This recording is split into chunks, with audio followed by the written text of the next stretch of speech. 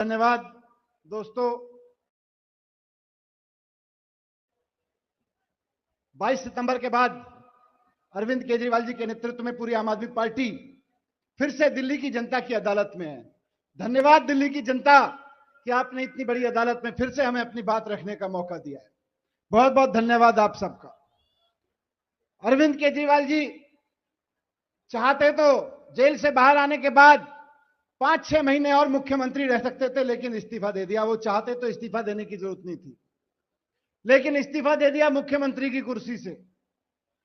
मैं भी जब सीबीआई मुझको गिरफ्तार करके ले गई थी, डिप्टी सीएम था, एजुकेशन मिनिस्टर था, शिक्षा पे काम कर रहा था, जेल से बाहर आया तो वापस डिप्टी सीएम बन सकता था, वापस शिक्षा मंत्री का काम संभाल सकता था, लेकिन नहीं, मैंने भी मना कर दिया कि अभी डिप्टी सीएम नहीं बनना है। ये लांछन लेके इस तरह का जो बीजेपी ने लांछन लगाया है, इस लांछन का आधा जवाब तो कोर्ट से आ गया है और आधा जवाब जनता से आ जाएगा। ये लांछन लेके सीएम और डिप्टी सीएम की कुर्सी पे नहीं बैठेंगे। अगर अरविंद केजरीवाल जी ईमानदार हैं और दिल्ली की जनता ये कहती है कि अरविंद केजरीवाल जी ईमानदार हैं, तो सम्मान के साथ वापस जाके सीएम की कुर्सी पे बैठेंगे और फिर काम करेंगे तन मन धन से। अगर दिल्ली की जनता ये कहती है कि अरविंद केजरीवाल जी काम करने वाले व्यक्ति हैं, तो जनता मोहर लगाएगी अरविंद केजरीवाल जी के काम करने वाले काम पे, और फिर केजरीवाल जी जाके मुख्यमंत्री की कुर्सी पे बैठेंगे अगले चुनाव के बाद। अगर मेरे ऊपर दिल्ली के लोगों को भरोसा है कि ये आदमी शिक्षा मंत्री बनेगा, मनीष सिसोदिया शिक्षा मंत्री बनेगा, हम इसको दोबारा शिक्षा मंत्री चुनते हैं, तब मैं जाके शिक्षा मंत्री की कुर्सी पे बैठूंगा, नहीं तो नहीं बैठूंगा। अगर दिल्ली की जनता मोहर लगाएगी तो बैठेंगे। इसलिए जनता की अदालत में सर, मैं जनता की अदालत के साथ साथ पदयात्रा में भी जा रहा हूं, पूरी दिल्ली में पदयात्राएं कर रहा हूं। हर जगह पदयात्राओं में मुझको लोग मिल रहे हैं। लोग बताते हैं कि जब से केजरीवाल जी मुख्यमंत्री बने, उससे पहले कई लड़के मिलते हैं मुझे, कई लड़कियां मिलती हैं, महिलाएं, कि जी हम तो उत्तर प्रदेश में रहते थे, हम तो राजस्थान में रहते थे, हम तो मध्य प्रदेश में या उत्तराखंड में रहते थे, बिहार में रहते थे, लेकिन जब से केजरीवाल जी मुख्यमंत्री बने, हमें बिहार में, उत्तर प्रदेश में रहते हुए लगा कि हमारे बच्चों का भविष्य वहां नहीं, केजरीवाल जी की सरकार में भविष्य मिलेगा, इसलिए हम दिल्ली आ गए। उन लोगों का ये कहना है, सर दिल्ली के लोगों का कहना है, मैं पदयात्राओं में लोगों से मिलता हूं कि अगर केजरीवाल जी मुख्यमंत्री नहीं रहेंगे तो हमारे बच्चों की शिक्षा का क्या होगा। ये दिल्ली के लोग पूछ रहे हैं मुझसे पदयात्रा में, मुझसे दिल्ली के लोग पूछ रहे हैं पदयात्रा में कि अगर केजरीवाल जी मुख्यमंत्री नहीं रहेंगे तो हमारे बच्चों के स्कूलों का क्या होगा, अस्पतालों का क्या होगा, फ्री बिजली बिल का क्या होगा, जीरो बिजली बिल जो आते हैं उनका क्या होगा, जो महिलाओं के लिए जीरो टिकट कर रखा है, फ्री बस यात्रा कर रखी है, उसका क्या होगा, बुजुर्गों की मुफ्त तीर्थ यात्रा का क्या होगा अगर केजरीवाल जी मुख्यमंत्री नहीं रहेंगे। ये लोग पूछ रहे हैं। इसलिए लोग अंदर अंदर संकल्प पैदा कर रहे हैं कि आने दो चुनाव, बता देंगे मोहर लगा के कि हमारे केजरीवाल जी ईमानदार भी हैं और केजरीवाल जी से ज्यादा कोई काम भी नहीं करता है। दिल्ली को तो केजरीवाल जी चाहिए, क्योंकि लोग जानते हैं कि अगर अरविंद केजरीवाल जी नहीं रहे तो जिस आदमी का बिजली का बिल अभी जीरो आ रहा है, कई कई हजार रुपए आने लगेगा, जिसके स्कूल बर्बाद हो गए, सरकारी स्कूल बर्बाद हो जाएंगे और प्राइवेट स्कूल 10 गुना फीस कर देंगे। लोग जानते हैं इस बात को। लोग जानते हैं कि केजरीवाल जी के बिना मोहल्ला क्लिनिक बंद हो जाएंगे, बसों में यात्रा महिलाओं की बंद हो जाएगी, और 6 महीने केजरीवाल जी को जेल में भेज के भारतीय जनता पार्टी ने एक तरह से पिछवाड़े से, पिछले दरवाजे से शासन चलाने की कोशिश की, एलजी वाले रास्ते से। लोगों ने देख लिया कि अरविंद केजरीवाल जी को जेल में डाला 6 महीने के लिए, दिल्ली की सड़कों पर आफत आ गई है। केजरीवाल जी को जेल में डाला 6 महीने के लिए, दिल्ली के सीवर और पानी में दिक्कत होने लगी है। केजरीवाल जी को 6 महीने के लिए जेल में डाल के दिल्ली के लोगों, बीजेपी ने डाला तो दिल्ली के लोगों को लग गया कि बिना केजरीवाल दिल्ली बेहाल, बिना केजरीवाल दिल्ली परेशान। ये दिल्ली के लोगों को आज लग रहा है। आज फिर अरविंद केजरीवाल जी आ गए हैं, तो मैं पदयात्रा में जाता हूं, लोग कहते हैं भैया मेरी गली खराब थी लेकिन मुझे पता है केजरीवाल जी आ गए, अब तो ठीक हो ही जाएगी।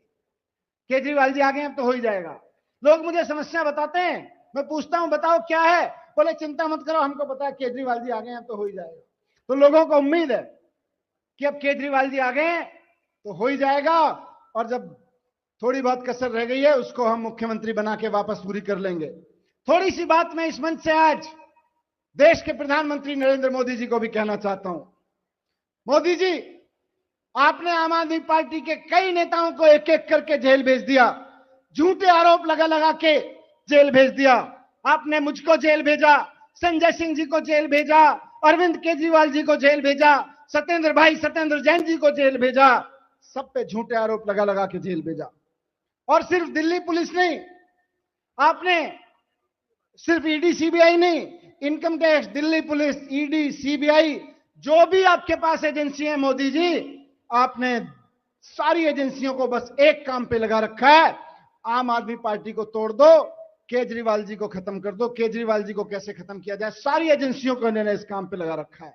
मैं आज इस मंच के माध्यम से नरेंद्र मोदी जी से पूछना चाहता हूं कि आपने हमको सबको जेल में डाला, केजरीवाल जी को 6 महीने जेल में रखा, क्या मिला नरेंद्र मोदी जी आपको? क्या मिला आपको अरविंद केजरीवाल जी को 6 महीने जेल में रख के? क्या हासिल किया आपने?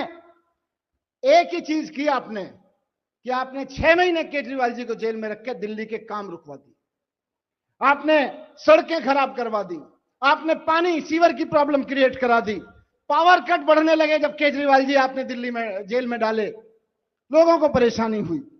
आज तक मोदी जी से कह रहा हूं कि आज तक देश के इतिहास में एक भी नेता ऐसा नहीं हुआ जिसने विपक्ष को खत्म करने के लिए दिल्ली के, अपने राज्य के, देश के लोगों के काम रुकवाए हों। मैं कहूंगा कि मोदी जी आज आपको दिल्ली से माफी मांगनी चाहिए कि उनके चुने हुए नेताओं को आपने जेल भिजवाया। दिल्ली के काम रुकवाने के लिए मोदी जी आपको दिल्ली वालों से माफी मांगनी चाहिए।